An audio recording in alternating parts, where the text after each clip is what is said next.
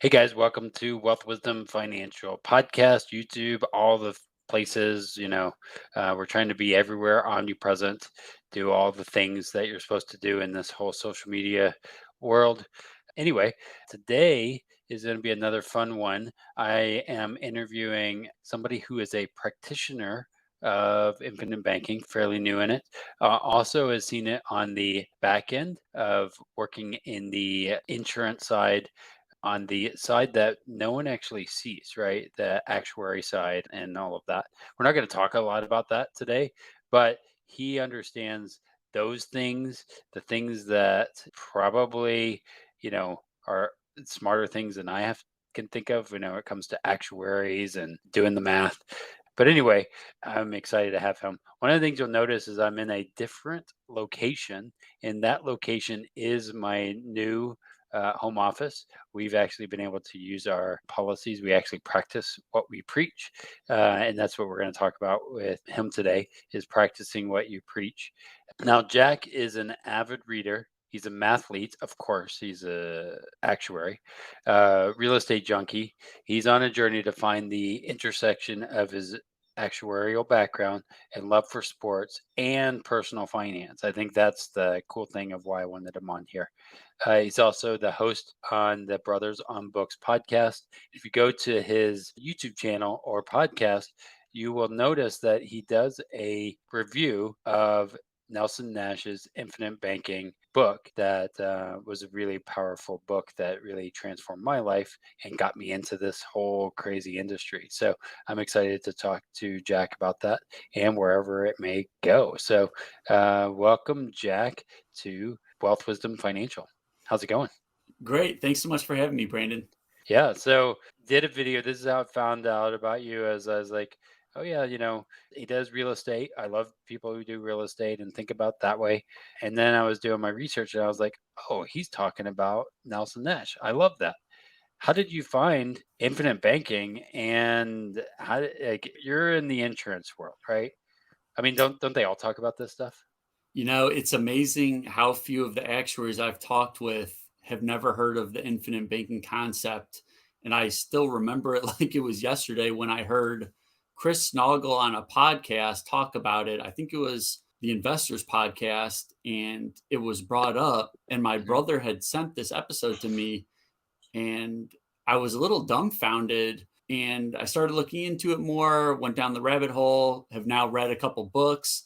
And the appeal to me, I think, was the idea that I could borrow from something other than real estate. And Yeah, yeah, when I got into real estate, one of the things I liked about it was the debt component, and that I could pull cash out and hopefully recycle those dollars down the hmm, road.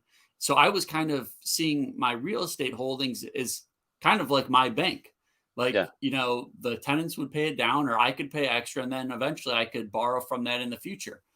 The appeal on the infinite banking policies, though, is that I don't need to go to a bank to get underwritten. It's like instant. I just push a button and I can Yep. get a loan. Yeah. And that's what I really liked. I liked another option to borrow from. So, what it was some of your setbacks as you were in that, and you might have heard you're in the financial education space. Have you seen people diss it or say, "Oh, that's stupid," or any of that? Oh, sure. A lot of my friends, I have a couple lawyer friends. They're like, That's illegal. Like, you can't borrow against the whole life, you know, your insurance policy." And I was like, no, no, you can. Yeah. But it does happen. Yeah. Yeah, I see that on, like, if you go to Reddit or things like that, people are just thinking one way, or they're indoctrinated in the market side of things. And I'm just thinking, it's all about access to capital on your terms. And the way I kind of think about it is, as you have a HELOC, right? You have a property, you have to go to the bank to access that money, right? And they're going to check and say, okay, do you have a job? And they're going to make sure that you can pay that HELOC back on it's your money though, right? It's you put into that. But with the life insurance policy, the only difference is really, instead of the collateral being the house, the collateral is you are the house. and it's just a little simpler process. Anyway, that's kind of my simple terms. Have you heard of Yeah, it that yeah, way? yeah, and I mean, the way I've looked at it is like the cash value is growing at a guaranteed rate, whereas like if you were to keep dumping money to pay down your principal of your house, that crediting mechanism is basically the rate of appreciation of your house. Yeah, That's kind of how I've thought of it. But the appreciation or depreciation of your house is not guaranteed. So that's another risk. And a lot, the recent history, I think people forget that like the house prices could go down. right. So, the whole life cash value is not going down. Yeah. Now you've done other real estate deals. You have your full-time job, I'm assuming, and you're doing this. How did you go from being an actuary, probably in a cubicle, right, to now having real estate properties, and what made you decide to do that? Yeah, so I went through an unfortunate occurrence in 2016. I actually lost a job as an actuary. I was practicing as an actuary there. It was like 18 months, and I had gone Mhm. under three different bosses. So the company I was working for was in a turbulent time. I got laid off. I kind of asked myself, what can I do to make my life more robust so this doesn't happen again? And I took a trip to Europe, started reading a ton. I actually met my now wife on that trip, oddly enough. So In Europe? that in Europe, in Vienna. Oh, wow. So That's so that's like romantic. yeah, Yeah. yeah. Some would say Y- that. Yeah. what? How did you get a stop here? So what? You're on the beach, or I don't know. I don't even know. No, no, it was in December, so we got picture snow, and I was actually touring Auschwitz, the concentration camp outside of Hmm. Krakow in Poland, and it was an incredibly depressing experience. And I remember going back to the house I had rented, and I am Jewish, Hmm. and I had this app. It was called J Swipe. It's kind of Yeah. like Tinder for Jews, and there aren't too many Jews in that part of the world, but what one of the girls messaged me because I was just asking people if they wanted to show me around a little bit. I mean, I was only Yeah. there for 2 weeks, and I had planned to fly into Budapest a couple days later. And sure enough, this girl from Vienna messaged me and said she'd be willing to meet up. And I guess the rest is history. I drove from Budapest to Vienna, and luckily Wow. she waited because I was like 30 minutes late. Wow. That's amazing. Hey, you never. Those apps work apparently. I don't know. I've been married for 16 years, and it was pre-internet kind of thing. We're not internet, pre-social media, and I'm so glad that that happened then. So then you lost the job. You found the love of your life. Did everything go perfect after that, or what happened? It was definitely bumpy, but so that trip though, and in particular that Auschwitz visit, I started reading a ton. I had never been a reader, Hmm. but that trip caused me to have so many questions that I bought a bunch of books from the Auschwitz like bookstore, started reading, and I did like a double take. I was like, I'm actually enjoying reading this stuff. Yeah. And but in the past, I had not enjoyed reading. I just done sports, didn't like any of the things in school that they had us read, and it just went from one thing to another. I started reading soccer books and then econ books, and my brother introduced me to some of these real estate podcasts, and then that's how I got the idea of house hacking. So I was Right. like, so when I get another job and get underwritten for a loan, I'm going to get a house and I'm going to rent out the rooms. So that was kind of my landlording crash course, I suppose, in Yeah. Charlotte.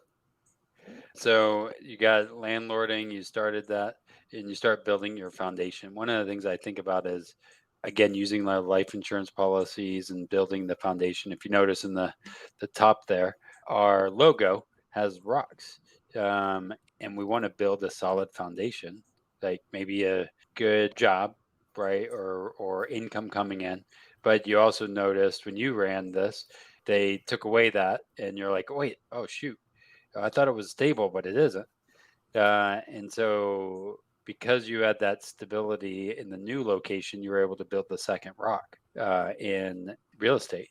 How have you seen that building as you've come along, and how has like even your life insurance policies fit into your bigger picture of where you want to go, or even this business that you're doing? Mhm. Sure. So, well, after the house hack, I started learning a lot about real estate. So I started reading a lot of books, listening to all the podcasts more, and I started getting strategies for acquiring real estate that I thought I never would have access to. Mhm. So in my spare time, I was cold calling property managers back up in Michigan by where I grew up. Now it could have been anywhere. I don't know why I chose there first, but Yeah. I mean, it kind of familiar. Yeah. And so I would call like a property manager like once a night. So nothing big, but I started building some relationships with some of them. And like a month and a half goes by, and all I was doing was I was calling and saying, asking about the areas, and also asking like, do you know if Mhm. any of your clients need to offload their properties for any reason? Like I'd be interested to talk with them. So like a month and a half goes by. One of the property managers says, I think I have a couple for you. They're going through a divorce. They need to offload 3 of their properties. Yeah. So I started talking with the woman, and I'm in North Carolina now, so I have not seen these houses. I've never been inside, and she gave me a price, and then I said, well, I mean, what's important to you? Like, do you want to close like quick? Because I can probably give you an offer, but it's going to be a lot lower than what you're asking for. Yeah. And sure enough, she said, yeah. So I got 3 houses for $60,000, which sounds like a crazy amount. And plus, Yeah. it was 2,100 in gross rents. Wow. So it seemed like a steal. And I probably would have not even asked had I not been reading and listening to podcasts. And then the next stage was the financing part. And I had gone to a couple banks, and they said, you don't have a track record. We can't give you this money. And if I hadn't read and listened to other people do it, I probably would have stopped there. But I had heard about seller financing and Mhm. all the like raising private capital. So what I had done was I went to the seller, said, would you be willing to finance this for me? And they said yes. We do want $20,000 down. I did not have $20,000 Yeah. in cash. I raised it from a friend and a buddy. I did give them and the seller much higher. I think my house was financed at like around 3.5% at the time, and I was paying them 6% interest. But I was like, the numbers still look fine, so I'm going to Yeah. do this. And sure enough, I mean, I had an actuarial role again, and I aggressively paid off that debt within 2 years, actually, and that helped me get underwritten for the 7 unit that I bought last year. So it kind Nice. of like snowballed in Yeah. that way. So, who's been your influences as you've learned or researched when it comes to real estate? Who's been the people that you're like, man, I'm so glad I found that guy? Well, I think the biggest like aha moment I've had is when I heard the Burr strategy, Hmm. and that was from David Green on the Bigger Pockets podcast. And when Hmm. he mentioned that idea that you could buy, rehab, rent, refinance, repeat with the same dollars, Yeah. I was like, wow, that's how they're doing it. That's how a lot of these people are getting wealthy. Yep. And that was like my aha moment. So I guess that, and I still remember I was in my kitchen like thinking, wow, like this is it. Like this is how they're doing it.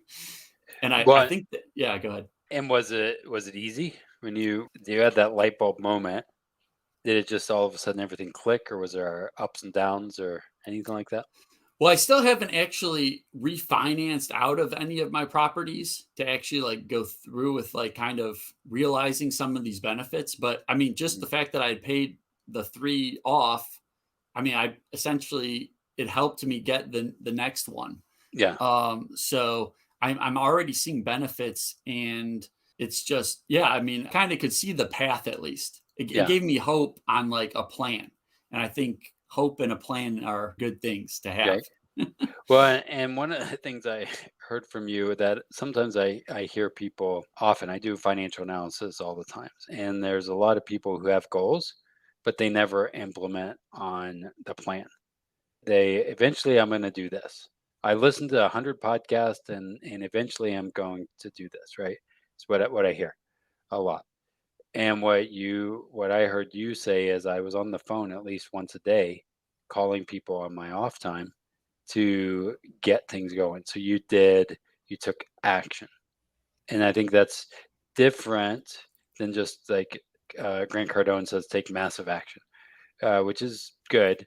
but I think taking massive appropriate action is better.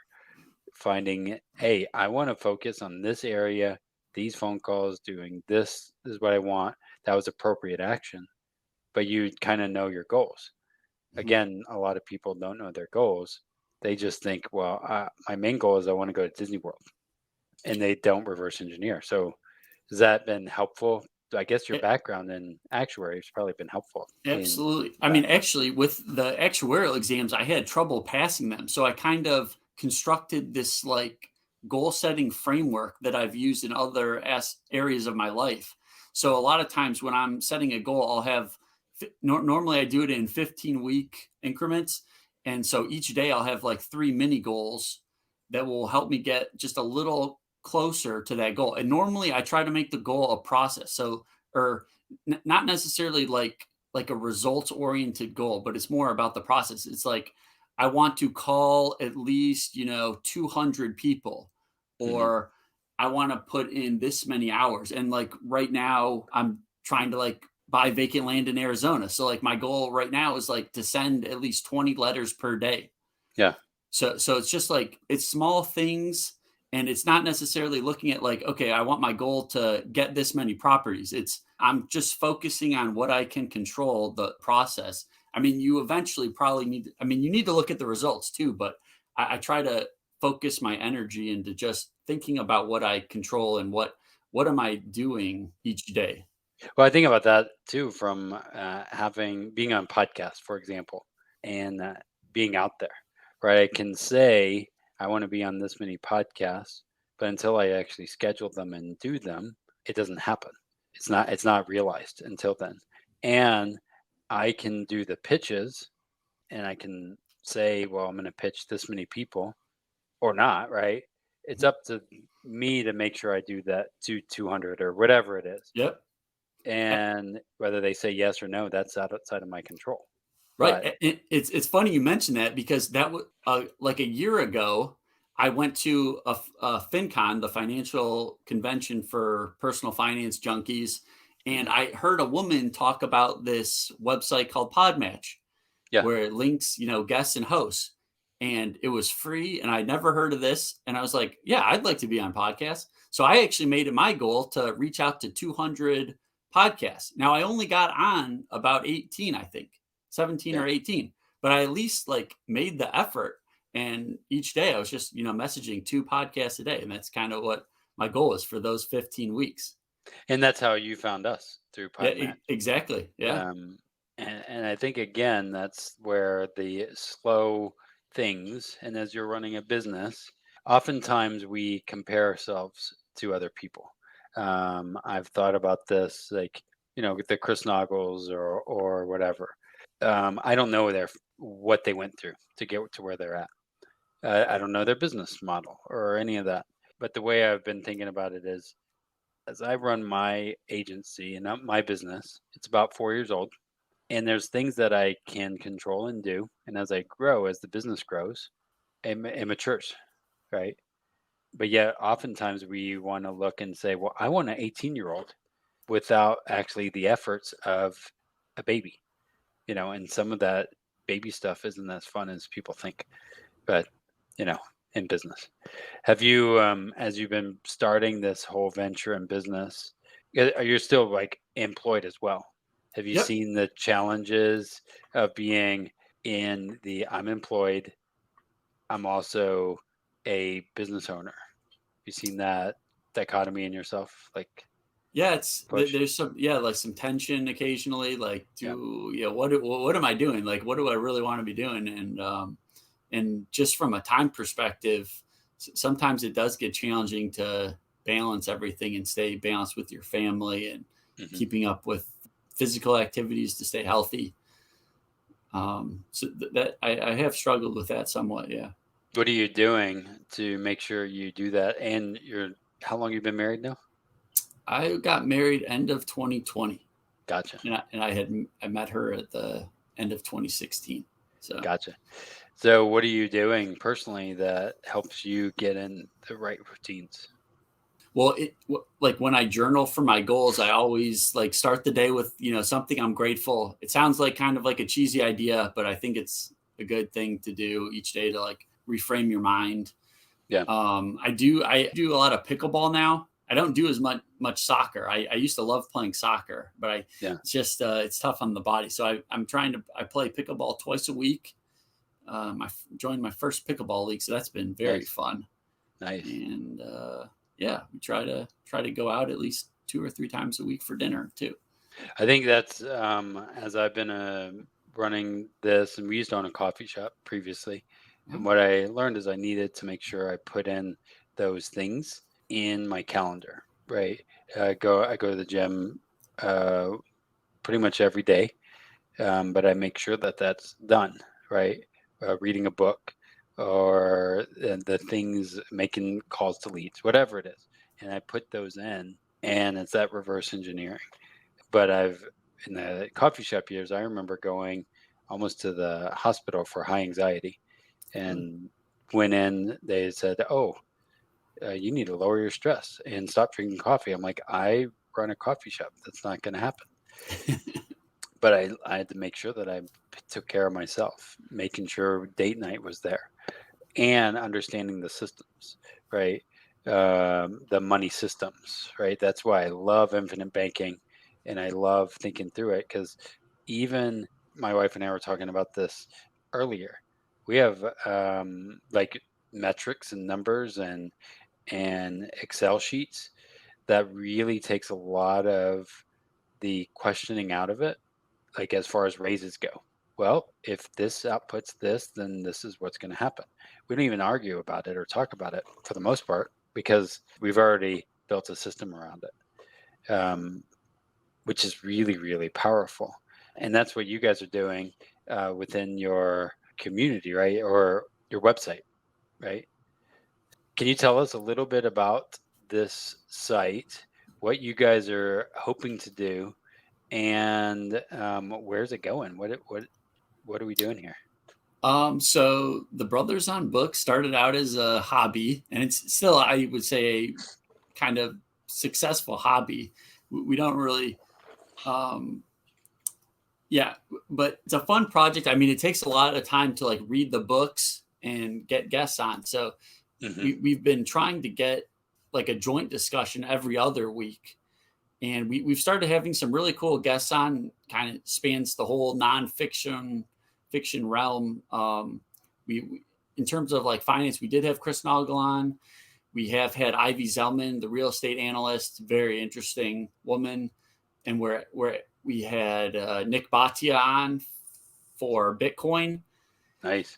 and we just had Jordan Grumet record with us. That episode should be airing pretty soon, and we just booked Alan Dershowitz, if you can believe, the attorney. So Oh, that'll be a wow. very interesting Yeah. discussion, and that will be in a few weeks out. But How do yeah, you find how do you find these guys? mostly on LinkedIn, I would say. But some people I reach out through their websites. It's been surprisingly easy to get people to come on. I mean, I used to think some of these people were like untouchable, I guess, Yeah. but if they have a book and they want to market it, and like we're giving them a platform to help them market their book, and it's just creating that win-win situation.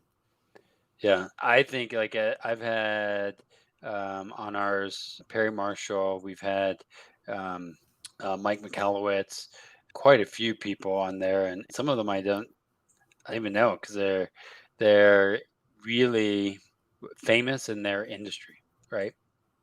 You just don't even realize. You're like, oh wow, wait, I didn't know you were that big. Here's the becoming your own banker. I think that's I think you did a really good job of explaining that and all of that. I think that was a really awesome episode.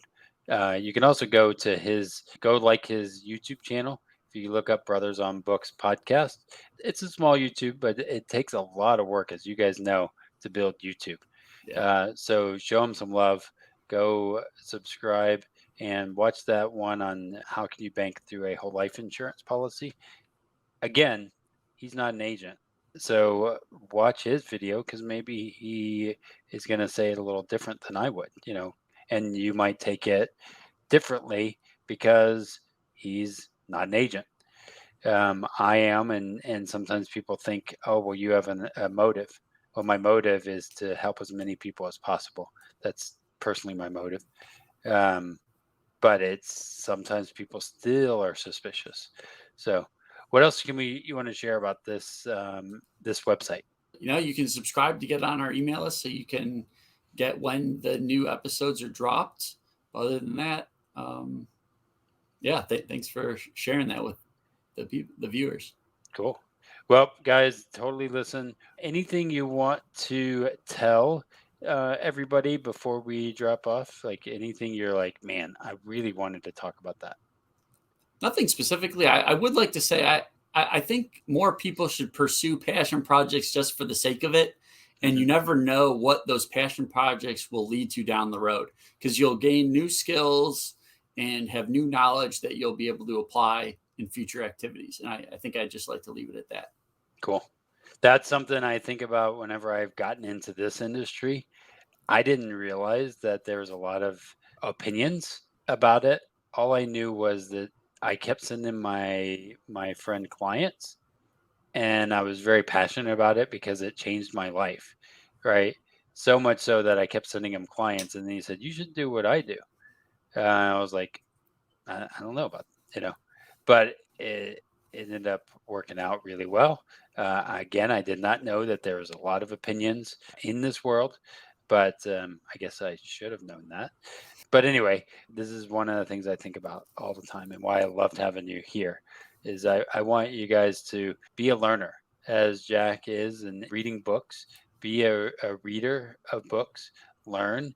And sometimes, just go to his thing and you don't have to read the book. You can get the 15 minutes of banking yourself or infinite banking. You can read Nelson Nash's book through Jack's eyes. So, yeah, well, thanks guys for listening. Don't forget to hit that like, subscribe, review, do all the things. I always forget to tell you guys that, but all those things really help. And if you write a review, I might even listen or read it on the podcast, and maybe I'll send you a book if you do that for me. So thanks, Jack, for being here.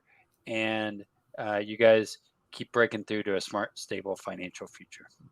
Thanks, Brandon.